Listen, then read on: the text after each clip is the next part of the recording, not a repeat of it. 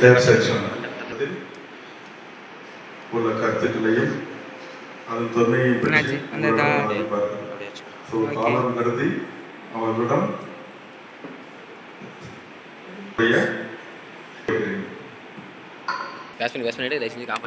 எல்லாருக்கும் good evening. வாசகர் வட்டத்தோட 5ஆம் நாள் நிகழ்வில் அதோட உறுப்பினராக இருந்து நான் ஒரு புக்கை ரிவ்யூ பண்ணுறதுல ரொம்ப மகிழ்ச்சி அடைகிறேன். ஆக்சுவலாக நான் எடுத்துருக்கிற book action and reaction. Action and ரியாக்ஷன்னு சொன்னோடனே உங்களுக்குலாம் என்ன தோணுது? இது சம்மந்தமாக ஏதாவது கேள்விப்பட்டிருக்கீங்களா? எதுவும் ஃபிசிக்ஸ் லா அப்படின்லாம் தோணுதா? எனக்கு தோணுது ஃபிசிக்ஸ் லா தான். Every action has equal and opposite ரியாக்ஷன்னு நியூட்டன் லா இருக்குல்ல, அதுதான் லைஃப்பும் கூட. யூனிவர்ஸோட ஃபேக்ட்டுமே அதுதான். இந்த புக் ஃபுல்லாகவே கர்மா பேஸ்டில் இருக்குது. நம்ம ஒரு விஷயம் செய்கிறோம்னா அதோட ரியாக்ஷன் பிரதிபலன் அப்படிங்கிறது எப்படி இருக்குது அப்படிங்கிறத பற்றி தான் இந்த புக்கு ஃபுல்லாகவே சுவாமிஜி சொல்லியிருக்காரு. இப்போது ஒரு செயல் செய்கிறோம்னா அதற்கான பலன் கண்டிப்பாக நம்மளுக்கு திரும்பி வரும். அதுதான் அந்த தலைப்போட பொருளே. எக்ஸாம்பிளுக்கு பார்த்தீங்கன்னா, இப்போ ஒரு விதை நம்ம மண்ணில் ஊன்றோம் அப்படின்னா அந்த விதை ஜெர்மினேட் ஆகி செடியாகி மரமாகி பூத்து காய்ச்சி இதெல்லாம் அதோட ப்ராசஸ். இப்போ அந்த விதையை ஊன்றது மட்டும்தான் நம்மளோட ஆக்ஷன். அந்த ஆக்ஷனோட ரியாக்ஷன் தான் அது வளர்ந்து காய்ச்சி கனிகிறது எல்லாமே. அதுதான் யூனிவர்ஸோட ஃபேக்டும் கூட. இப்போ நம்ம ஒரு செயல் செய்கிறோம்னா கண்டிப்பாக அதுக்கான ரியாக்ஷன் பிரதிபலன் அப்படிங்கிறது கிடைக்கும். அந்த விஷயத்தை தான் கர்மா அப்படின்னு சொல்கிறாங்க. கர்மா அப்படிங்கிறதுக்கு என்ன அர்த்தம்னா, ஒரு செயல் நம்ம உடல் அளவுலையோ மனதளவுலையோ செய்யக்கூடிய ஒரு விஷயம்தான் கர்மா. அந்த கர்மா அப்படிங்கிறது ஒரு செயல் வச்சு கிடைக்கலாம், ஆனால் நம்மளுக்கு கிடைக்காம போகாது. அது நிழல் மாதிரி நம்மளை தொடர்ந்துகிட்டே இருக்கும். அது நம்ம ஃபாலோ பண்ணிக்கிட்டே இருக்கும். அதுலேருந்து நம்மளால் எஸ்கேப்பே ஆக முடியாது. இப்போலாம் நம்ம சொல்கிறோம் இல்லையா, கர்மா இஸ் பூமராங்னு. நீ எதை விதைத்தாயோ அந்த பேசிஸ் தான். ஸோ நிழல் மாதிரி நம்மளை தொடர்ந்துகிட்டே இருக்கும். அதுக்கு நீங்கள் அது நம்மளை கன்சல்ட் பண்ணிலாம் ரியாக்ட் பண்ணாது. நீங்கள் செஞ்ச காரியத்தை பொறுத்து அதோட அவுட்புட்டை அது கண்டிப்பாக கொடுத்தே மாறிட்டு தான் இருக்காது. அந்த கர்மா அப்படிங்கிறது அண்டர்ஸ்டாண்ட் பண்ணிக்கிறதே கஷ்டம். மனித புரிதலுக்கு அப்பாற்பட்டது. அதாவது ஒரு மனிதன் பிறந்து வளர்ந்து அப்படி இருக்கான் அப்படின்னா அந்த கர்மா அப்படிங்கிறது அவரோட இறப்புக்கு அப்புறம் இறுதி உண்மையாக தான் இருக்கும். அது மாறிக்கிட்டே இருக்கும். அதை நம்மளால புரிஞ்சுக்கவே முடியாது. கர்மா இஸ் அன் இன்வேரியபிள் ஃபேக்டர் அப்படின்னு சொல்லியிருக்காரு. இதுக்கெல்லாம் பேஸ் அப்படிங்கிறது பார்த்தீங்கன்னா பர்சனாலிட்டின்னு ஒரு டாபிக் இந்த புக்லேயே சுவாமிஜி கொடுத்துருக்காரு. அது என்னன்னு பார்த்தீங்கன்னா, அது ரெண்டுத்துக்கும் உள்ள வித்தியாசத்தை நம்மளை புரிஞ்சுக்க சொல்லியிருக்காரு. பர்சன் அப்படிங்கிறது பார்த்தீங்கன்னா ஒரு தனி நபர், அவரோட சோல். அவர் எக்ஸ்டர்னல் ஃபேக்டர்ஸ்னால இன்ஃப்ளூயன்ஸ் ஆகிட்டே இருப்பார். ஆனால் பர்சனாலிட்டி அப்படிங்கிறது அந்த பர்சன் கொடுக்குற பிம்பம். அதாவது அவங்களோட பர்சன் ப்ளே பண்ணுற ரோல் தான் பர்சனாலிட்டி. பர்சனும் பர்சனாலிட்டியும் ஒன்று கிடையாது. பர்சன் போட்டிருக்கிற மாஸ்க் தான் பர்சனாலிட்டி. இப்போ ஒரு நபர் இருக்காருன்னா அவங்க அப்பாவுக்கு அவர் பையன், அவர் பையனுக்கு அவர் அப்பா, அவர் மனைவிக்கு அவர் கணவர், அது மாதிரி ரோல் மாறிக்கிட்டே இருக்கு இல்லையா, அதுதான் பர்சனாலிட்டின்னு சொல்கிறாங்க. இப்போ அந்த பர்சனாலிட்டி அப்படிங்கிறதுமே ஒரு ரோல் ப்ளே பண்ணுறது தான். அதுவுமே உண்மையே கிடையாது. கீதையில் இந்த சுபகர்மா அப்படின்னு சொல்கிறாங்க. அதாவது according to action according to the script. நம்மளாம் சொல்லுவோம்ல, தலையில் என்ன எழுதியிருக்கோ அதுதான் நடக்கிற மாதிரி. அதுதான் அந்த பர்சனாலிட்டி. அது அந்த ரோல் டிஃப்ரென்ஸ் ரோல் ப்ளே பண்ணிக்கிட்டு இருக்கு. இது அந்த ஸ்கிரிப்ட் படி யாரெல்லாம் அந்த ரோல் ப்ளே பண்ணிக்கிட்டு இருக்காங்களோ அவங்க கர்ம யோகா அப்படின்னு சொல்லி சுவாமிஜி மென்ஷன் பண்ணியிருக்காரு. இதோட தேர்ட் பார்ட் பார்த்தீங்கன்னா மெடிடேஷன். சுவாமிஜி ஃபஸ்ட்டு கர்மா பற்றி சொல்லிட்டு பர்சனுக்கும் பர்சனாலிட்டிக்கும் உள்ள வித்தியாசத்தை சொல்லிட்டு கடைசியில் மெடிடேஷனில் முடிக்கிறாங்க. மெடிடேஷனுங்கிறது வாழ்வே தவம்னு சொல்கிறாங்க இல்லையா, அது ஒரு ப்ராக்டிஸ் கிடையாது. வாழ்க்கையே தியானம் தான். அது மட்டும் இல்லாமல் இந்த வாழ்க்கையில் எதெல்லாம் அப்பாற்பட்டு இருக்கணும், விலகி இருக்கணும் அப்படிங்கிறதெல்லாம் இந்த தியானத்தின் மூலியமாக கிடைக்கும். ஒரு சூப்பர் லைன் சுவாமிஜி இந்த புக்கில் சொல்லியிருக்காரு. என்னன்னா, meditation is the appointment with your self. உங்களுக்கு நீங்களே கொடுத்துக்கிற ஒரு அப்பாயின்மெண்ட்டாக தான் இந்த மெடிடேஷன் இருக்குது.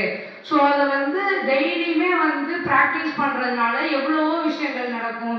அது இன்னும் நல்லா நூலை கோக்குறோம். நம்ம நூல் கோத்து தைக்கிறோம்னா அந்த நூல் எப்படி யூசி பின்னாடி போயிட்டே இருக்கோ அது மாதிரி ஒரு மனிதன் அவரோட வாழ்க்கையில தியானம் அப்படிங்கிறது ஒன்று இன்புட் பண்ணா ஞானம்ங்கிறது நூல் மாதிரி பின்னாடியே வந்துகிட்டு இருக்கும். ஸோ அந்த வாழ்க்கையில வந்து ஒரு பேசிக் திங்காக அந்த தியானத்தை கொண்டு வாங்கன்னு சொல்லி இது வந்து ஒரு 50 பேஜ் புக்கு தான். சுவாமிஜி இதை முடிச்சிட்டாரு. இப்படி தியானத்தோட முக்கியத்துவத்தை சொல்லி சுவாமிஜி முடிச்சிருக்காரு. இதுலேருந்து நான் ஒரு சின்ன விஷயங்கள் சொல்கிறேன். இந்த புக்கோட கீயாக எனக்கு என்ன தெரிஞ்சதுன்னா ஹேபிட்டும் பிஹேவியரும் தான். நம்ம நடந்துக்கிற விஷயமும் நம்ம எப்படி ஒரு விஷயத்துக்கு ரியாக்ட் பண்ணுறோம் அப்படிங்கிறது தான் இந்த புக்கோட தீமே. இதுலேருந்து 2 தத்துவங்களை நம்ம எடுத்துக்கலாம். ஆக்சுவலாக தத்துவங்கள்னாலே ஈஸியாக அண்டர்ஸ்டாண்ட் ஆகாது, இருந்தாலும் அதை இம்ப்ளிமெண்ட் பண்ணி தான் ஆகணும். ஒன்று கர்மா, இன்னொன்று ட்ராமா. கர்மா அப்படிங்கிறது நம்ம ரொம்ப சின்ன விஷயம் தான். ஒரு செயலுக்கு எதிர்பலன் இருக்குங்கிறது தான் சொல்கிறோம். ஆனால் அது யாருமே அதையுமே புரிஞ்சு நடந்துக்கிறாங்களாங்கிறது தெரில. அப்படி கர்மா நம்ம செய்கிறது நம்மளுக்கே திரும்பி வரும் அப்படிங்கிறத புரிஞ்சுக்கிட்டா யாருமே தப்பு செய்ய போகிறதில்ல, யாருமே கிண்டல் செய்ய மாட்டாங்க, யாருமே வந்து மற்றவங்களை கர்மா சம்திங் இன் ரிட்டர்ன் புரிஞ்சுக்கணும். அது ஒரு விஷயம். இன்னொன்று வந்து ட்ராமா. வாழ்க்கையே வந்து நாடக மேடை அப்படின்னு சொல்லுவாங்க. ஆமாம், லைஃப் இஸ் அ ஸ்டேஜ். அதில் நம்மலாம் வந்து ஒரு ரோல் ப்ளே பண்ணுறோம். நம்மளோட கேரக்டர் என்னவோ, ஸ்கிரிப்ட் என்னவோ, அதுக்கு தகுந்த மாதிரி ரோல் ப்ளே பண்ணுறோம். அந்த ரோல் முடிஞ்சோடனே நம்ம எக்ஸிஸ்ட் ஆகிடும்.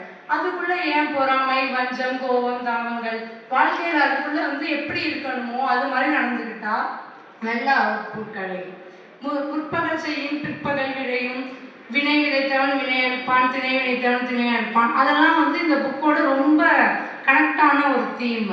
ஃப்யூச்சரே பார்த்தீங்கன்னா ப்ரெசண்ட்டோட ஆக்ஷனில் தான் ஃப்யூச்சரே இருக்குது. பாஸ்ட்டு பற்றி யோசிச்சு விஷயம் இல்லை, ஃப்யூச்சரே வந்து ப்ரெசண்ட்டோட ஆக்ஷனில் தான் அப்படின்னு ஒரு லைன் சொல்லியிருப்பார்.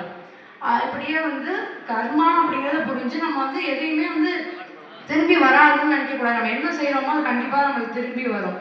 தீதும் நன்றும் பிறதர வாரா என்று சொல்லி எனக்கு வாய்ப்பை தன்மைக்கு நன்றி கூறி விளையாடுகிறேன். நன்றி, வணக்கம்.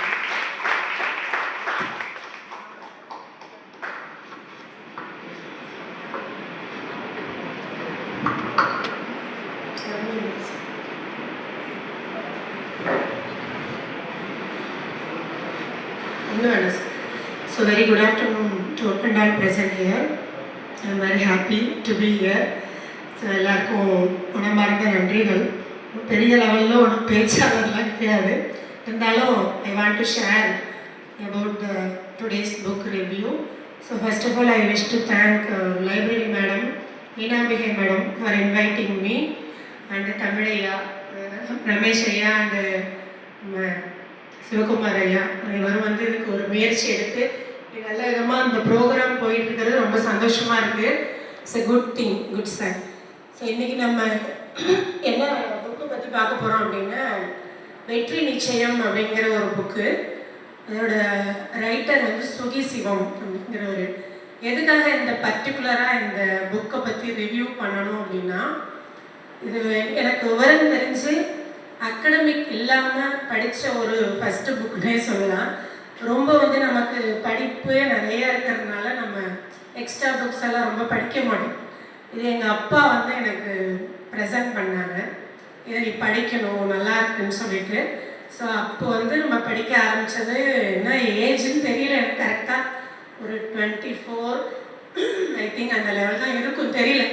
ஸோ அப்போ ஃபஸ்ட்டு படித்த புக்கு இன்னமும் என் மைண்டில் இருக்குது. இப்போ நான் என்ன பண்ணேன், அந்த புக்கை காணும் இப்போ ரிவ்யூ பண்ணணும்னு நினச்சிட்டு நான் பிடிஎஃபாக எடுத்து அதை டவுன்லோட் பண்ணி ஞாபகம் இருக்குது, ஆனால் சில பாயிண்ட்ஸ் மறந்துடும் இல்லையா, அதனால் அந்த உங்களுக்காக ஒரு 10-12 பாயிண்ட்ஸ் தேடி எடுத்துகிட்டு வந்திருக்கேன்.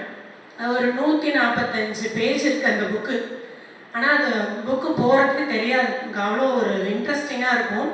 ஒரு டாப்பிக்கும் முடிகிற இடத்துலையும் இந்த வெற்றி நிச்சயம் அப்படிங்கிற ஒரு வேர்டை அந்த ஆத்தர் வந்து சேர்த்துருப்பார். அது ரொம்ப நல்லாயிருக்கும்.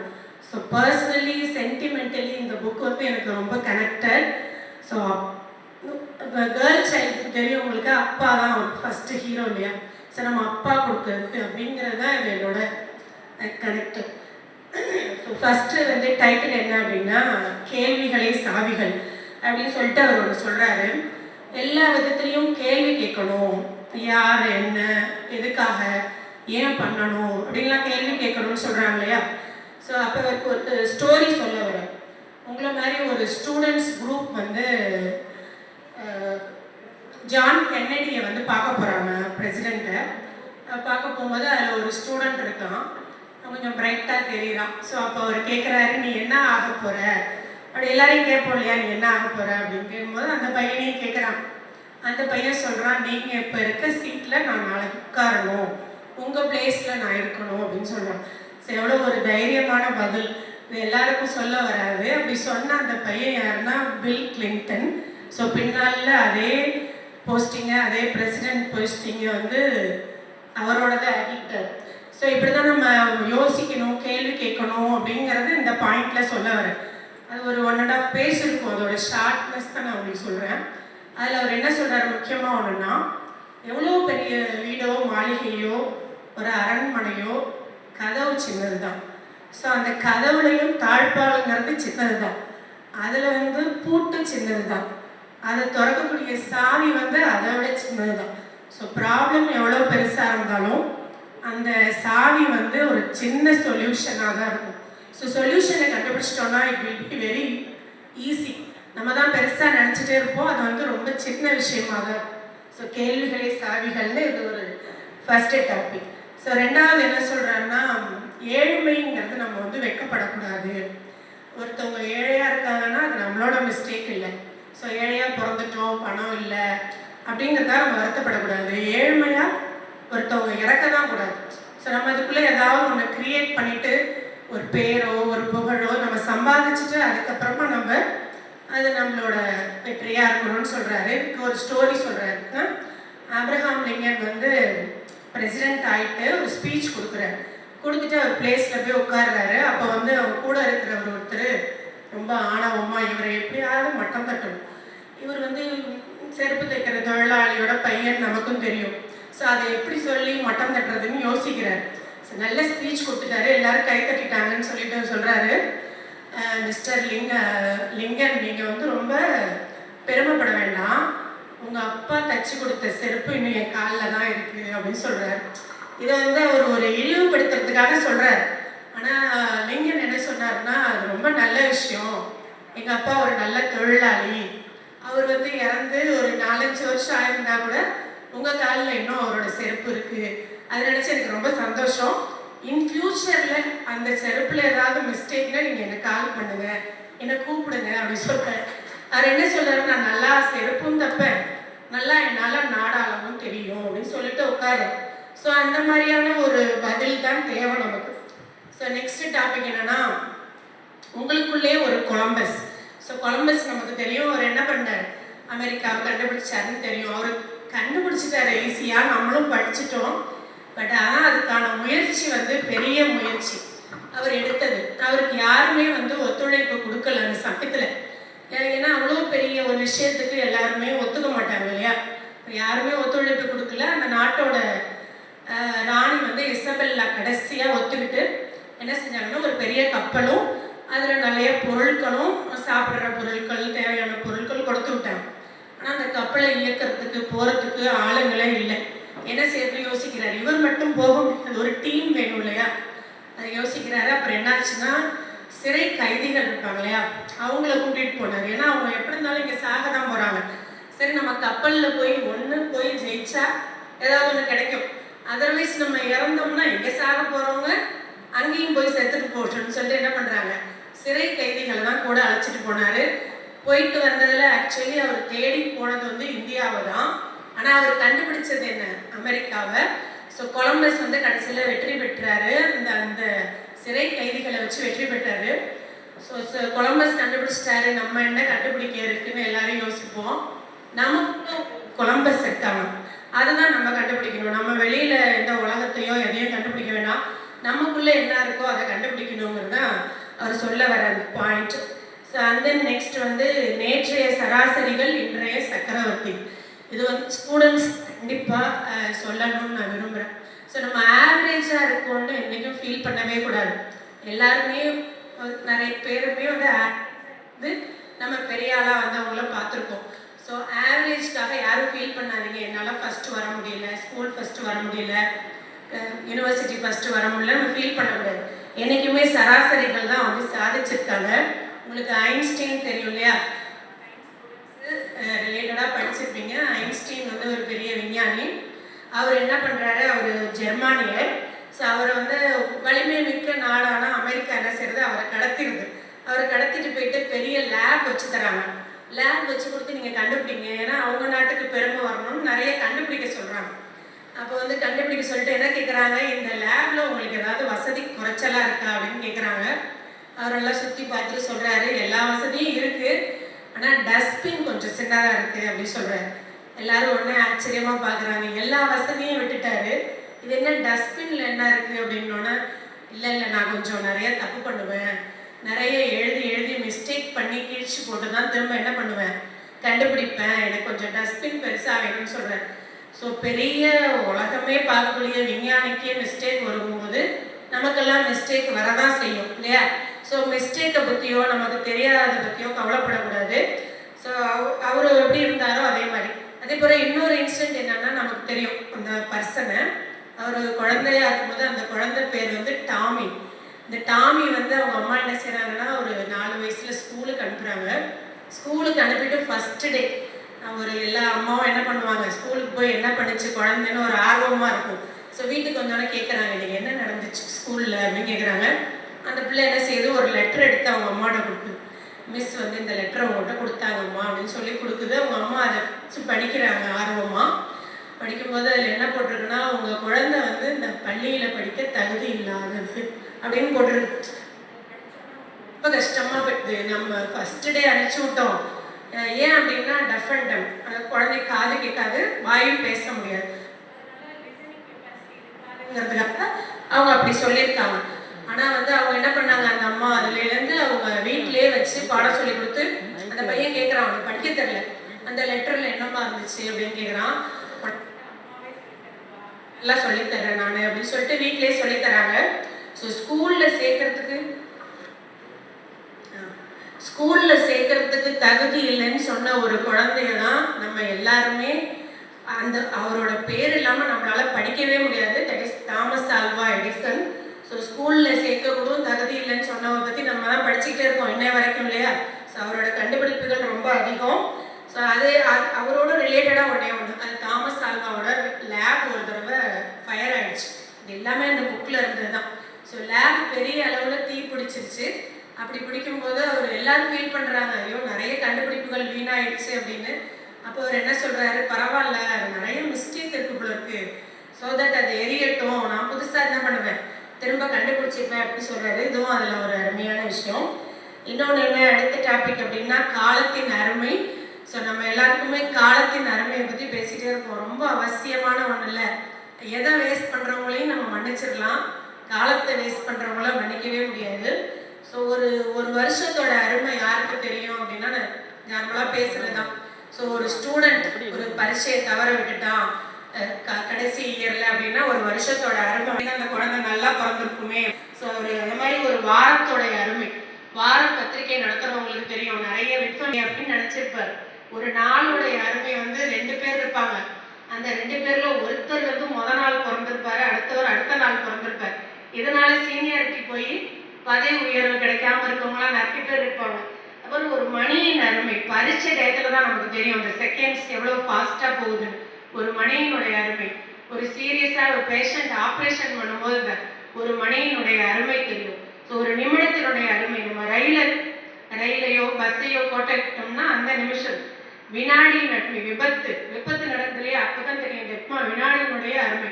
ஒரு மைக்ரோ செகண்ட் ஒலிம்பிக்ல தவற விட்ட வெள்ளிப்பதக்கம், தங்கப்பதக்கம், அந்த மாதிரி விஷயங்கள் மைக்ரோ செகண்டோட அருமை தெரியுது. எல்லாமே அந்த புக்ல இருந்து நான் தெரிஞ்சுக்கிட்டேன். ஸோ நெக்ஸ்ட் என்ன சொல்ல வராங்கன்னா, பிடிவாதம். ஸோ பிடிவாதம் பிடிக்கக்கூடாது அப்படின்னு சொல்லுவாங்க இல்லையா? ஆனால் குழந்தைகளை எல்லாருக்கும் பிடிக்கும். குழந்தைங்களுக்கு என்ன பிடிக்கும்? பிடிவாதம் தான் பிடிக்கும். எதாக இருந்தாலும் பிடிவாதம் பிடிக்கும் இல்லையா? ஸோ பிடிவாதம் தான் வெற்றிக்கான ரொம்ப பேசிக்கான திங்ஸ். ஸோ ஒரு விஷயத்தில் வெற்றி பெறணும்னா என்ன முக்கியம்? பிடிவாதம் ரொம்ப முக்கியம். ஸோ நமக்கு தெரிஞ்ச ஒரு குழந்தை இருக்கு ஹிஸ்ட்ரியில், பிரகல்லாதன் என்ன பண்ணுவார், பிடிவாதம் இருப்பார். நாராயணனை தான் நான் வந்து கும்பிடணும் அப்படின்னு பிடிவாதம் இருப்பார் இல்லையா? அவங்க அப்பா கண்டிச்சாரு, கேட்கல, அம்மா திட்டுறாங்க, விஷம் வைக்கிறாங்க சாப்பாட்டில், எதுவுமே கேட்கல. அவர் கருத்துலேருந்து அவர் என்ன பண்ணல, அவர் லேடி சைல்டு, அதோட தம்பிக்கு உடம்பு சரியில்லை, என்ன வியாதினே கண்டுபிடிக்க முடியல. ஒரு 8 வயசு, அந்த பொண்ணுக்கு 8 வயசு, அந்த குழந்தைக்கு ஒரு 5 வயசு இருக்கும். என்ன வியாதின்னு தெரியல, கண்டுபிடிக்க முடியல. ஏழையான குடும்பம். அப்போ எல்லாரும் அவங்க அம்மா அழுகுறாங்க, ஏதாவது அற்புதம் அதிசயம் நடந்தாதான் என் குழந்தை பிழைக்குங்கிறாங்க. உடனே இந்த பெரிய பொண்ணு அக்கா இருந்துன்னா மெடிக்கல் ஷாப்புக்கு போய் கொஞ்சோட அற்புதம் கொடுங்க, அதிசயம் கொடுங்க அப்படின்னு கேட்குது. அதுக்கு தெரியாது இல்லையா. கேட்டோன்னே அங்கே இவங்க எல்லாரும் என்ன கேட்குதுன்னே புரியல அப்படின்னு சொல்லிட்டு, அப்போ வந்து அங்கே ஒரு ஆப்ரேஷன் சர்ஜன் ஒருத்தர் வராரு அந்த மெடிக்கல் ஷாப்புக்கு. அவர் வந்து ஹெல்ப் பண்ணுறாரு. அந்த குழந்தை அப்புறம் பிழைச்சிக்குது. ஆட்டோமேட்டிக்காகவே ஒரு அற்புதம் அதிசயம் என்ன ஆயிடுச்சு, அங்கே நடந்துருச்சு. நினைக்கிறது தான் நம்ம, ஸோ அது நடந்துடும். நெக்ஸ்ட் என்ன பாயிண்ட் அப்படின்னா, கருப்பு நண்பர்களை காலரை உயர்த்துங்கள்னு ஒரு டைட்டில் போட்டிருப்பார். அதாவது கலரை பற்றி நம்ம திங்க் பண்ணக்கூடாது, கலரில் டிஃப்ரென்ஷியேஷன் இருக்கக்கூடாது. ஸோ கருப்புங்கிறது அது ஒரு நல்ல விஷயம்தான். கருப்புனால ஒன்றும் இல்லை, நான் கருப்பாக இருக்கேன், ஸோ 6 வாரத்தில் சிகப்பு ஆகணும்லாம் முடியாது, அதெல்லாம் நடக்காத விஷயங்களே. ஸோ இதில் என்ன சொல்ல வர்றாருன்னா, ஒரு சின்ன கதை. ஒரு பலூன் வியாபாரி இருக்கார், ஸ்கூலுக்கு எதிர்த்தாப்புல ஒரு பலூன் விற்கிறார். கலர் கலராக பலூன் கட்டி தொங்குது. எல்லா பிள்ளைங்களும் வந்து பலூன் வாங்குது. இல்லை கருப்பு பலூன் மட்டும் சேல்ஸ் ஆகவே இல்லை, அப்படியே பறந்துட்டு இருக்கு. ஒரு பையன் வரான், அவன் வந்து கேட்குறான், ஏன் இந்த கருப்பு பலூன் மட்டும் அப்படியே இருக்கு, யாரும் வாங்கலை அப்படின்னா. அவன் வந்து சொல்கிறான், கலர் எல்லாரும் விரும்பலைன்னு சொல்கிறான். ஸோ அந்த பையன் என்ன பண்ணுறான், இது பறக்குமா பறக்காதா அப்படின்னு கேட்குறான். அந்த வியாபாரி சொல்கிறார், நல்லா பறக்குமே, பலூன் பறக்கிறதுக்கு காரணம் அதில் உள்ள கலர் இல்லை, அதில் உள்ள சரக்கு, தட் மீன்ஸ் அந்த காற்று அப்படின்னு சொல்கிறார். ஸோ வந்து கலருங்கிறது முக்கியம் இல்லை. இந்த கொஸ்டினை கேட்ட பையன் யாருன்னு பார்த்தீங்கன்னா, ஃபியூச்சரில் கருப்பர்களுக்காக போராடிய மார்ட்டின் லூதர் கிங். ஸோ அப்போ என்ன சொல்ல வராங்க, நம்ம மண்டையில் என்ன இருக்குது, மூளையில் என்ன இருக்குது, அந்த சரக்கு தான் நம்ம மேலே போகிறதுக்கான காரணமே ஒழிய கலரோ வேறு எந்த விதமான நம்ம பேதமோ கிடையாது அப்படின்னு சொல்கிறார். ஸோ நிறைய விஷயங்கள் இருக்குது. ஸோ டைம் காரணமாக இன்னும் கொஞ்சம் நான் ஷார்ட் பண்ணிக்கிறேன். விஞ்ஞானியான வேலைக்காரி, ஸோ அவங்க ஒரு சயின்டிஸ்ட். அவங்க என்ன பண்ணுறாங்க, பேபி சிட்டராக இருக்காங்க. ஃபர்ஸ்ட் வேலைக்கு செய்கிறாங்க. ஃபாரின்லாம் உங்களுக்கு தெரியும், மோஸ்ட்லி வேலைக்கு போயிட்டு தான் படிப்பாங்க. ஸோ அப்படி படிக்கும்போது அவங்க வேலைக்கு போகிறாங்க. அந்த வீடு ஒரு பணக்கார வீடு. பேபி சிட்டராக போகும்போது அந்த குடும்பத்தில் உள்ள பெரிய பையனும் இந்த ரேடிய கதிர்வீச்சை கண்டுபிடிச்ச மேரி கியூரி. ஸோ யாரால வேணா என்ன ஆக முடியும், பெரிய லெவலில் நம்ம போக முடியும். ஸோ நெக்ஸ்ட் என்ன சொல்கிறாங்கன்னா, முன்னேற்றத்தின் மூல மந்திரம். ஸோ முன்னேற்றத்தின் மூல மந்திரம் என்ன, நம்ம எப்படி முன்னேறது அப்படின்னா, கண்ணையும் காதையும் கருத்தாக திறந்து வைக்கணுங்கிறாங்க. எல்லாமே நம்ம சொல்லித்தர மாட்டாங்க, எல்லாருமே ஃபீட் பண்ண முடியாது நமக்கு. நம்ம தான் என்ன பண்ணணும், லிசன் பண்ணிடணும். ஸோ ஒரு சீன தேசத்தில் ஒரு அரசர் இருந்தார். அவர் என்ன பண்ணுவார்னா, மாமிசம் அதிகமாக சாப்பிடுவார். அப்போ அதை என்ன பண்ணுவார், அவரோட ஃபுட்டை வந்து அவரே செலக்ட் பண்ணுவார். டெய்லி ஒரு மாடை செலக்ட் பண்ணி, ஒரு மாமிசத்தை செலக்ட் பண்ணி அவர் கண்ணு முன்னாடியே வெட்டணும். அதான் அவரோட ஃபுட்டை அவர் செலக்ட் பண்ண. அப்படி செய்யும்போது டெய்லி அவரே வெட்ட சொல்லுவார். ஒரு ரெகுலராக ஒரு ஆள் வெட்டுவார். அந்த வெட்டுறவர் என்ன பண்ணுவார்னா, போடுதான் எப்போ வெட்டினாலும் ஒரே வெட்டு தான் வெட்டுவார், தலை தனியாக உடம்பு தனியாக போயிடும். இதை பார்த்து இந்த ராஜாவுக்கு ஒரே ஆச்சரியம், எப்படி நீ டெய்லி இந்த மாதிரி ஒரே வெட்டில் வெட்டுற, எனக்கு புரியல அப்படிங்கிற. டெய்லி கத்தியை நீ ஷேர் பண்ணுவியா அப்படின்னு கேட்குறாரு. அதுக்கு அந்த பையன் சொல்கிறான், நான் டெய்லிலாம் ஷேர் பண்ண மாட்டேன். ஸோ ஒரு டைம் வெட்டும்போது லெஃப்ட் சைடாக சாய்ச்சி வெட்டுவேன், அடுத்த சைடு வெட்டும்போது அந்த ரைட் சைடாக சாய்ச்சி வெட்டுவேன். அது தன்னாலும் என்ன இது ஷார்ப் ஆகிக்குது அப்படின்னு. இந்த வித்தையை வந்து எனக்கு கற்றுக் கொடு சொல்லுவார். அதெல்லாம் என்னால் கற்றுத்தர முடியாது, நானாக செஞ்சேன் அப்படின்னு சொல்கிறேன். ஸோ எல்லா விஷயமுமே நமக்கு யாரும் கற்றுக் கொடுத்துட்டே இருக்க முடியாது, நம்ம தான் என்ன செய்யணும், லேர்ன் பண்ணிக்கணும். ஸோ நெக்ஸ்ட் என்ன அப்படின்னா, யார் சொன்னாலும் கேளுங்கள், நீ என்ன சொல்கிறது அப்படி சொல்கிறோம்ல. யாராவது சொன்னால் நீ என்ன எனக்கு சொல்லக்கூடாது அப்படின்னு சொல்லணும். யார் சொன்னாலும் கேட்டுக்கலாம், நல்ல பாயிண்ட்ஸாக இருந்தால் யார் சொன்னாலும் கேட்டுக்கலாம். ஸோ ஒரு டூத் பேஸ்ட் கம்பெனி, அந்த கம்பெனியில் ஒரு மீட்டிங் நடக்குது. என்ன மீட்டிங்னா, சேல்ஸ் இன்க்ரீஸ் பண்ணுங்கிறதுக்காக மீட்டிங் நடக்குது. பெரிய பெரிய இதெல்லாம் சொல்கிறாங்க, இதில் வந்து ஆஃபர் கொடுக்கலாம், இப்படி ப்ரொடக்ஷன் இப்படி பண்ணலாம் அப்படி பண்ணலாம் நிறைய சொல்கிறாங்க. அங்கே வந்து ஒரு சின்ன பியூன் மாதிரி இருக்கிற ஒருத்தர் சொல்கிறாரு, நான் ஒரு சிம்பிளாக ஒரு யோசனை சொல்கிறேன்னு சொல்கிறாரு. உடனே எல்லாரும் ஒத்துக்கல, இவன் சொல்கிறதெல்லாம் கேட்கக்கூடாது, இவனா சாதாரண பியூனு அவன் சொல்கிறத கேட்குறதுக்கு. அப்புறம் சரின்ட்டு அந்த மேனேஜர் வந்து, பரவாயில்ல நீயும் ஒரு பாயிண்ட் சொல்லுப்பாங்கிறாரு. அவன் என்ன சொல்கிறான், சிம்பிளாக அந்த டூத் பேஸ்டோட வாய் பகுதியை பெருசாக்குங்க, அது ஆட்டோமேட்டிக்கலி நான் சேல்ஸ் வந்து இன்க்ரீஸ் பண்ணணும்னு சொல்கிறேன். ஸோ யார் சொன்னாலும் கேட்டுக்கலாம். அந்த மாதிரி அதை ஃபாலோ பண்ணி அந்த பிஸ்னஸ் பெரிய அளவில் சக்ஸஸ் நடந்துருக்குது. ஸோ அதே போல் ஒரு ஹோட்டலில் ஒரு லிஃப்ட், ஒரு பலமாடி கட்டடம், அது அந்த லிஃப்ட் வந்து என்ன ஆச்சுன்னா ஸ்லோவாக போகுது. கீழேருந்து போகுது, மேலேருந்து இறங்கும் போது ரொம்ப ஸ்லோவாக இருக்குது. இதில் கம்ப்ளைண்ட் பண்ணிகிட்டே இருக்காங்க, கம்ப்ளைண்ட் பாக்ஸ் நம்பிட்டே இருக்குது, லிஃப்ட் வந்து ஸ்லோவாக இருக்குன்னு. ஸோ அதை மாற்றினா ரொம்ப செலவாகும், என்ன செய்யறதுன்னு யோசிக்கிறாங்க. எல்லாரும் மீட்டிங் போட்டு அப்போ ஒருத்தர் சொல்கிறாரு, அந்த ஹோட்டலில் உள்ள ஒருத்தர், ஒன்றுமே வேணாம், சிம்பிளாக லிஃப்ட்டுக்குள்ளே கண்ணாடி வச்சுருங்க, லிஃப்ட்டுக்கு வெளியிலையும் கண்ணாடி வச்சுருங்க, முகம் பார்க்குற கண்ணாடி வச்சுருங்க, எல்லாருமே டயத்தை மறந்துடுவாங்கன்னு சொல்கிறாங்க. ஸோ அதே மாதிரி ஃபாலோ பண்ணி லிஃப்ட்டுக்குள்ளே 4 பக்கமும் கண்ணாடி வச்சுட்டாங்க, வெளிப்பக்கமும் கண்ணாடி வச்சுட்டாங்க. ஸோ போகிறவங்க ஆஃபீஸோ மேலேயோ போகும்போது அவங்கள சரி பண்ணிக்கிறாங்க, வெளியில் நிற்கிறவங்க லிஃப்ட் வர வரைக்கும் நம்மளை கொஞ்சம் சரி பண்ணிக்கோன்னு தலையெல்லாம் சரி பண்ணிக்கிறாங்க. ஸோ இப்படி அந்த பெரிய பிரச்சனைலாம் சின்ன சின்ன விஷயங்களில் சரியாகுது. ஸோ யோசனை வந்து யார் சொன்னாலும் என்ன பண்ணலாம், நல்ல யோசனையாக இருந்தால் நம்ம கேட்டுக்கலாம் அப்படிங்கிறது இந்த ஒரு பாயிண்ட். ஸோ நெக்ஸ்ட் என்ன சொல்ல வர்றது அப்படின்னா, இளைஞர்களிடம் இல்லாத மையம். என்ன மை அது? இளைஞர்களிடம் ஒரு மை இல்லையா. அது என்ன மைனா? பொறுமை.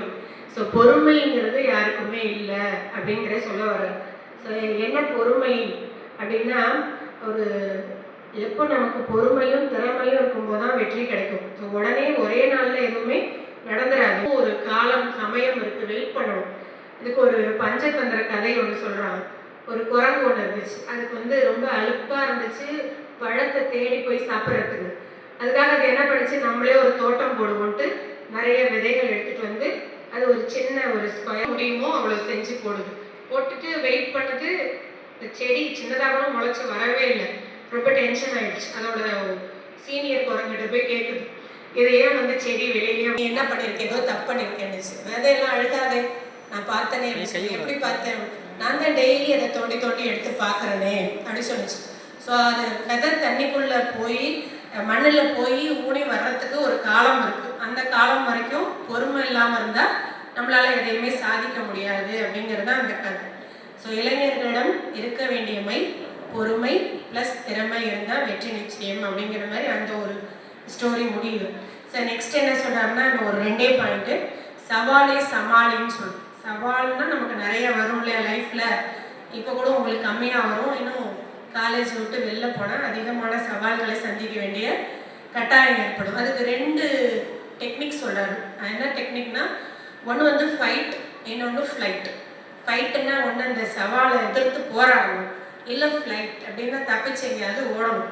ஸோ இதில் எது செய்ய முடியுங்கிறது அந்த சூழ்நிலைக்கு தகுந்தாப்புல தான் நம்ம முடிவு பண்ணணும். ஸோ இதுக்கு ஒரு சின்ன ஸ்டோரி. ஒரு ஏழை விவசாயி இருக்காரு, அவருக்கு விவசாயம் பண்ணி நிறைய கடன் ஆகிட்டார், பண்ணையார்கிட்ட கடன் வாங்கியிருக்காரு. ஸோ அப்போ கடன் அடைக்க முடியல.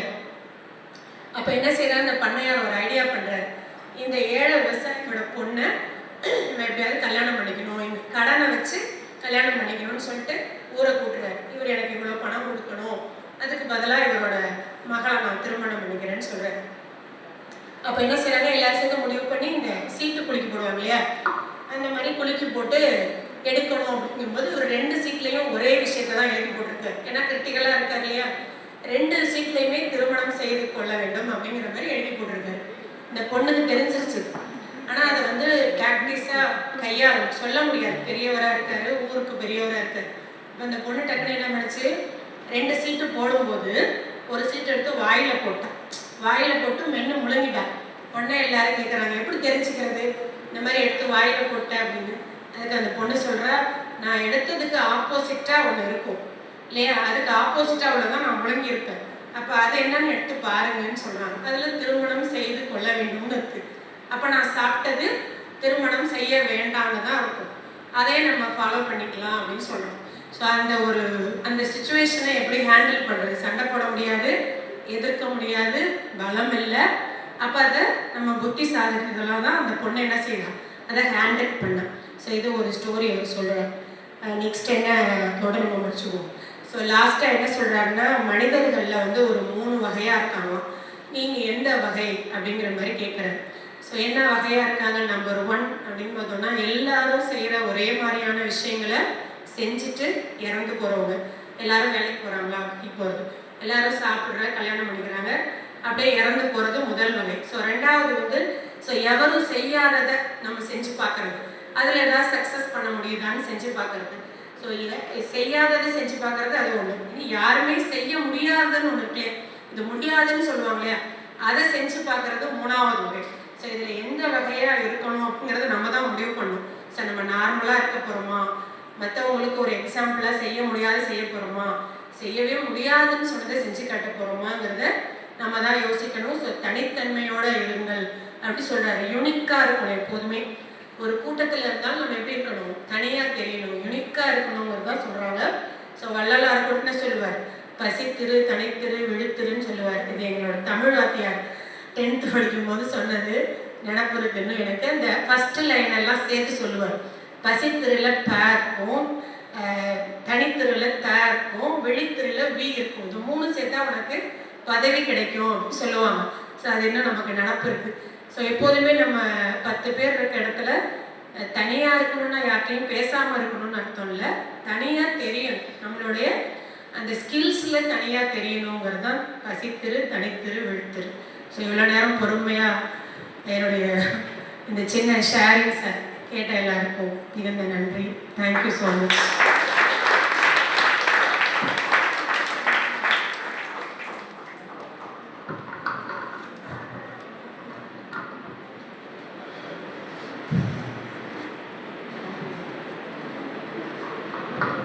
இந்த வாய்ப்பை வழங்கிய முனைவர் சிவகுமார் அவர்களுக்கும், லைப்ரரி மேடம் மினியாமி அவர்களுக்கும், டாக்டர் எஸ் ரமேஷ் அவர்களுக்கும், சகோதரர் பேச்சாளர்களால நமக்கு தெரியாமே இருந்திருக்காங்க. என் சகோதரர் சிவகுமார் அப்படியே வியப்பில் உட்காந்துருக்காரு, என்ன சொல்றது தெரியாதுன்னா. ஸோ ஒவ்வொரு விஷயமும் அதுக்குள்ள சுவாதி அவர்களோட கருத்துன்னு சொன்னோம்னா, சுவாமிஜியோட கருத்துக்கள் வந்து பார்த்தீங்கன்னா ஒவ்வொரு மனிதருக்கும் ஒவ்வொரு நிலையிலையும் அவருடைய கருத்துக்கள் வந்து அப்படியே போய் சேரக்கூடியது. அதை தெளிவாக புரிஞ்சுக்கிட்டு அதை மற்றவங்களுக்கு புரிகிற வகையில் ரொம்ப விளக்கமாக சொன்ன சுவாதிக்கு என்னுடைய பாராட்டுக்கள். சுவாமிஜி ஸ்பீச்சுக்கு வந்து கேட்குறவங்களுக்கு எப்படின்னா ஃபஸ்ட்டு புரியாது, ஆனால் டீப்பாக ஸ்டடி பண்ண பார்த்தீங்கன்னா அவரோட கருத்துக்கள் வந்து ரொம்ப டெப்த்தாக போகும். ஸோ அது ரொம்ப சிம்பிளாக, நானே ஆச்சரியமாக தான் கேட்டேன், ரொம்ப சிம்பிளாகவே எல்லாருக்கும் ரீச் ஆகிற அளவு சொன்னாங்க. ஸோ அவங்களுடைய வாழ்த்துக்கள், ஒன்சையோடைய வாழ்த்துக்கள். சகோதரியை பற்றி சொல்லணும்னா இன்றைக்கே நான் ஆச்சரியப்பட்ட விஷயம்தான். இது வரைக்கும் நான் பேசி பார்த்ததில்லை அவங்கள. அந்த குரங்கு கதை ரொம்ப நல்லா இருந்தது. அது சீனியர் குரங்குனாங்க, அது யாருன்னு தெரியல.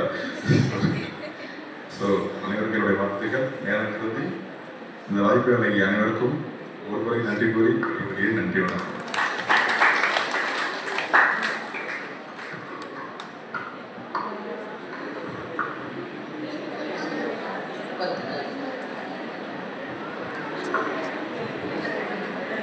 ஃபீட்பேக் பர்சனலுக்கு நல்ல தலைமையில் போட்டாங்க. இது வந்து இதோட நம்ம தயா வாசகர் வட்டம் ஆரம்பித்து 5வது திங்கட்கிழமை. இந்த தயா வாசகர் வட்டத்தில் இருக்கக்கூடிய உறுப்பினர்கள் அல்லாத இந்த குழந்தைகள் எல்லாருக்குமே நம்ம என்ன சொல்கிறோம் அப்படின்னு சொன்னால், இப்போ இன்னைக்கு சுவாதி பேசியிருக்காங்க, சுவாமிஜியோட ஒரு புத்தகத்தை எடுத்து பேசியிருக்காங்க. இந்த மாதிரி லட்சக்கணக்கான புத்தகங்கள் இருக்குது. அது முன்னாடியிலேருந்து உள்ள ஒரு பாக்கெட் நாவலாக இருந்தாலும் சரி, இல்லை பகவத்கீதையாக இருந்தாலும் சரி, இல்லை நம்ம கல்லூரியில் இருக்கக்கூடிய புத்தகங்களாக இருந்தாலும் சரி, எதையோ ஒன்றை மையமாக வைத்து ஒரு கான்செப்டை வச்சு தான் அதை சுற்றி எழுதியிருப்பாங்க. அது என்னங்கிறத நம்ம இன்னும் நல்லா புரிஞ்சுக்கணும், நிறைய புத்தகங்களை எடுத்து படிக்கணும். இன்னைக்கு நீங்கள் நிறையா செய்திகளை இன்னைக்கு புதுசாக தெரிஞ்சிருக்கீங்கிறது. ஏன்னா நானே நிறையா செய்திகளை இன்னைக்கு நிறையா தெரிஞ்சுக்கிட்டேன். சுகீசிவம் எழுதிய புத்தகங்களில் இதோட நம்ம இந்த 5 வாரத்துக்குள்ளாரே 2 புத்தகங்கள் ரிவ்யூ பண்ணியிருக்காங்க. ஒன்று படிப்பது சுகமே அப்படின்னு சொல்லிட்டு கடந்த வாரத்துக்கு முதல் வாரம் நம்முடைய ஒரு முனைவர், அவங்க நேம் எனக்கு சரியாக தெரியல, அவங்க பண்ணினாங்க. அடுத்தது நம்ம மேடம் குணசுந்தரி மேடம் பண்ணியிருக்கிறாங்க. படிப்பது சுகமே அப்படிங்கிறது ஏற்கனவே நம்ம பண்ணி பார்த்தாச்சு. அந்த புத்தகம் நானும் ஏற்கனவே படிச்சிருக்கேன், அதில் கொஞ்சம் தெரிஞ்சுக்கிறதுக்கா இருந்துச்சு. ஆனால் இன்னைக்கு மேடம் பண்ண அந்த புத்தகத்தில் இருக்கக்கூடிய எல்லா கருத்துக்களுமே இப்போ தான் நான் புதுசாக பார்க்குறேன். ஏன்னா நான் புத்தகத்தை படிக்கிறேன். எங்கள் காலத்துல எல்லாம் புத்தகம்னா எப்படி வரும் அப்படின்னு சொன்னால் நான் ஏற்கனவே இந்த கருத்தை சொல்லியிருக்கேன் உங்களுக்கு. நான் ரிசல்ட் பார்க்க போனது எப்படின்னு சொன்னாக்கா, திருவாரூருக்கு 10th ரிசல்ட் காலையில் 11 மணிக்கு பேப்பர் வந்துடும், அதில் தான் போய் பார்க்கணும்னு சொல்லுவாங்க. சரியாக 3 மணிக்கு தான் பேப்பர் வரும். மாலை மலர் வரும், இல்லைன்னா மாலை முரசு வரும். அந்த பேப்பரை என்ன செய்வாங்கன்னா, அந்த ரிசல்ட் வந்திருக்கிற திருவாரூர் மாவட்டத்துக்கு, அப்போ திருவாரூர் மாவட்டம் கிடையாது, ஒருங்கிணைந்த தஞ்சை மாவட்டம், அப்படி இல்லைன்னா நாகப்பட்டினம் மாவட்டம். சரியாக சொன்னீங்க மேடம். நாகப்பட்டினம் மாவட்டத்தில் தான் திருவாரூர் கல்வி மாவட்டம் இருந்துச்சு. அதனால அந்த பேப்பரை வாங்குறதுக்கு காலையிலே எழுந்திரிச்சு, அன்னைக்கு நைட்டு முழுக்களும் தூக்கம் இருக்காது, காலையிலே எழுந்திரிச்சு நிறையா அன்னைக்கு வந்து பக்தி வரும் நிறையா. அன்னைக்கு போயிட்டு எல்லா கோயிலையும் குளிச்சுட்டு வணங்கிட்டு நிறையா சூடம்லாம் ஏற்றி கும்பிட்டுட்டு எப்படியாவது பாஸ்போர்ட்டு அப்படின்னு சொல்லி இங்கேருந்து கரெக்டாக 2 மணிக்கு திருவாரூர் இப்போ இருக்கக்கூடிய பழைய பஸ் ஸ்டாண்டில் போய் நின்னோம்னா கரெக்டாக அவங்க வண்டி வந்து 3:30 மணிக்கு வரும். இங்கேருந்து நிற்கக்கூடிய அந்த திருவாரூர் மாவட்டத்தில் உள்ள எல்லாரும் இங்கேருந்து கிட்டு ஓடுவாங்க. அந்த வண்டிக்கு முன்னாடி ஓடி போய் அந்த பேப்பரை வாங்குவான். அவன் ஜெராக்ஸ் போட்டு கொண்டு வருவான். அப்போ தான் எங்களுக்கே தெரியும், பேப்பரை ஜெராக்ஸ் போடலாமல் இருக்கு அப்படின்னு. ஜெராக்ஸ் மிஷின்லாம் அப்போ தான் வந்த புதுசு, ஜெராக்ஸ் போட்டு அப்போ தான் கொண்டு வருவாங்க. அது பார்த்தோன்னே 23 பாஸ் ஆகிருக்கும், 24 இருக்காது, 25 இருக்கும். அப்படியே ஐஃபன் போட்டிருப்பான். ஐஃபன் போட்டிருந்தாங்கன்னா நம்ம பாஸு, கமா போட்டிருந்தாங்கன்னா ஃபெயிலு, இப்படி இருக்கும். அந்த பேப்பரை வாங்கி பார்க்கறதுக்குள்ளார விட நடுக்கும். இதே காலத்தில் நீங்கள் ஒரு நல்லா ஞாபகம் வச்சுக்கணும், ஒரு சமீபத்தில் ஒரு 10 ஆண்டுகளுக்கு முன்னாடி ஒரு திரைப்படம் வந்துச்சு. அந்த பெண்ணு வந்து அந்த பேப்பரை வாங்கி, அர்ஜுன் நடிக்கிற நடிகர், அவர் போயிட்டு பேப்பர் வாங்கிட்டு வருவார். ரொம்ப தூரம் மலையில் அவங்க குடியிருப்பாங்க. இறங்கி போய் அந்த பேப்பரை வாங்கிட்டு வரும்போது சில பேர் என்ன செஞ்சுருப்பாங்க, அந்த நம்பரை விட்டுட்டு பண்ணியிருப்பாங்க. அது படத்தில் அப்படி தானே வரும், அப்படி பண்ணியிருப்பாங்க. அந்த பொண்ணு வீட்டுக்கு வரதுக்குள்ளார சூசைட் பண்ணிட்டு செஞ்சு போயிடுவாங்க. மறுநாள் பார்த்தாக்கா அந்த பொண்ணு டிஸ்ட்ரிக்ட் ஃபர்ஸ்ட் வந்திருப்பாங்க. இந்த மாதிரிலாம் அந்த பேப்பரில் விட்டு போயிடும். ஏன் இதை சொல்கிறேன் அப்படின்னு சொன்னால், அப்படியெல்லாம் ரிசல்ட் பார்த்த காலங்கள், அப்படியெல்லாம் புத்தகங்களே கிடைக்காத காலங்கள். புத்தகம் படிக்கணும்னாக்கா எளிமையாக படிக்க முடியாது. திருவாரூரில் மடப்புறம் கல்யாண சுந்தரனார் படிப்பகம்னு ஒன்று, நூலகம்னு ஒன்று இருக்கும். இன்றைக்கி திருவாரூரில் மிகப்பெரிய நூலகம் இருக்குது. அதுலேருந்து கூட நம்மளுடைய சிறப்பு விருந்தினர்கள்லாம் வந்திருந்தாங்க. கிடைக்காத புத்தகங்களே இல்லை. இன்னும் சொல்ல போனாக்கா எங்கள் ஊர்லேயே பெரிய நூலகம்லாம் வந்திருக்கு, கிராமத்திலேயே நிறைய நூலகம்லாம் வந்திருக்கு. இப்படியெல்லாம் இருக்கக்கூடிய நூல்களை எல்லாம் பயன்படுத்தி படிக்கிறதுக்கு உங்களுக்கு வாய்ப்புகள் நிறையா இருக்குது. நம்ம கல்லூரியில் இருக்கக்கூடிய புத்தகங்களை படித்து முடியறதுக்கு நீங்கள் 3 வருஷம் பத்தாது, பிஜி படித்தாலும் பத்தாதுன்னு வச்சுக்கோங்க. அவ்வளோ புத்தகங்கள் இங்கே இருக்குது. இப்படி இருக்கக்கூடிய புத்தகங்கள் எல்லாம் எடுத்து படித்து நிறையா நம்ம போட்டித் தேர்வுகளுக்கும் எல்லாத்துக்கும் பயன்படுத்திக்கிட்டு, அவங்க சொன்ன கருத்துக்களின்படி சில கருத்துக்கள் உள்ளார இருக்கும். நம்ம நிறைய படிச்சிருப்போம், அந்த கதை நம்மளுக்கு ஞாபகம் இருக்கும். ஆனால் அந்த கதை ஒரு காலத்துக்கு பிறகு தான் இந்த கதை எதற்காக சொல்லப்பட்டது, அதோடைய கான்செப்ட் எங்கே போய் முடியுது அப்படிங்கிறது எல்லாமும் அப்போ தான் நம்மளுக்கு தெரியும். அன்னைக்கு கதையாக தெரிஞ்சிருப்போம், பிற்காலத்துலலாம் அது கருத்தாக தெரியும். அது மாதிரியான புத்தகங்கள்லாம் நம்மகிட்ட நிறையா இருக்குது. நீங்களும் சுவாதி மாதிரி ஒரு நாளைக்கு வந்து இங்கே பேசணும். நிறைய பேசுறதுல வந்து ஒரு நூலை ரிவ்யூ பண்ணுறதுல வந்து அந்த நூலை பற்றி நம்ம தெரிஞ்சுக்கிறோம், பேசவும் கற்றுக்கிறோம், நூலை பற்றி ரிவ்யூ பண்ணுறதுக்கும் நம்ம தெரிஞ்சுக்கிறோம். இப்படி நிறையா ஒரு பல வகையில் நம்ம வந்து இங்கே வந்து அதை படிக்கும்போது தெரிஞ்சுக்கிறோம். நமக்கு வேண்டாம், இது நமக்கு வேண்டாம், இது நமக்கு வேண்டாம் அப்படின்னு சொன்னோம்னா எதுவுமே கிடைக்காது இல்லையா? அதனால் அரசு ஊழியர்கள் மாதிரி இல்லாமல் நீங்கள்லாம் நிறையா படித்து நிறைய ஒரு பெரிய நிலைக்கு வரணும் அப்படின்னு சொல்லிட்டு ஒரு சின்ன நகைச்சுவைன்னு நான் நினைக்கிறேன். அதை நீங்கள் பார்த்துட்டு சொல்லுங்கள். ஒரு பையன் மெதுவாக ஒரு வாளி எடுத்துக்கிட்டு மெதுவாக ஒரு திண்ணப்படியிலையா ஏறி பதுங்கி போகிறான். ஒருத்தர் பெரியவர் கூப்பிட்டு, தம்பி வா, ஏன் நீ பதுங்கி போகிற அப்படின்னா, இல்லை நான் மாவரைக்கிறதுக்காக ஒரு மிஷினுக்கு போகிறேன் அப்படின்னு. சரி, அது நேராக ரோட்டோட போகிறேன். இல்லை எங்கள் அம்மா நைஸாக எடுத்துட்டு வர சொன்னாங்கன்னு. அவன் என்ன நைஸாக தெரிஞ்சுக்கிட்டான்னா, மெதுவாக சுத்தமாக போய் எடுத்துட்டு வர சொன்னாங்கன்னு அந்த பையன் நினச்சிக்கிட்டான். அது மாதிரி நிறையா படிக்கிறதுலேருந்து நம்ம மனசுக்கு நகைச்சுவையாகவும், நம்ம மனசை ஏதோ ஒன்று பண்ணும். ஒரு புத்தகத்தை எடுத்து படித்தோம்னா ஒரு 2 நாளைக்கு ஒரு மாதிரி அப்செட் ஆகிடுவோம், இல்லை 2 நாளைக்கு ஜாலியாகிடுவோம். அப்படி இல்லைன்னா ஒரு 2 நாளைக்கு நம்மளை என்னன்னு தெரியாது, திடீர்னு தூக்கத்திலேருந்து எந்திரிப்போம். அந்த மாதிரியான நிறையா புத்தகங்கள் நம்ம ஏதேதோ செய்யும், எங்கெங்கேயோ கொண்டு போகும். அப்படிப்பட்ட புத்தகங்களை எல்லாம் நாம் படித்து வருங்காலங்களில் நல்ல புத்தகங்களை படித்து அதன்படியாக நடப்பதற்கு முயற்சி செய்வோம் என்று கூறி, இன்றைய தினம் இந்த நிகழ்ச்சி சிறப்பாக நடைபெற்றது.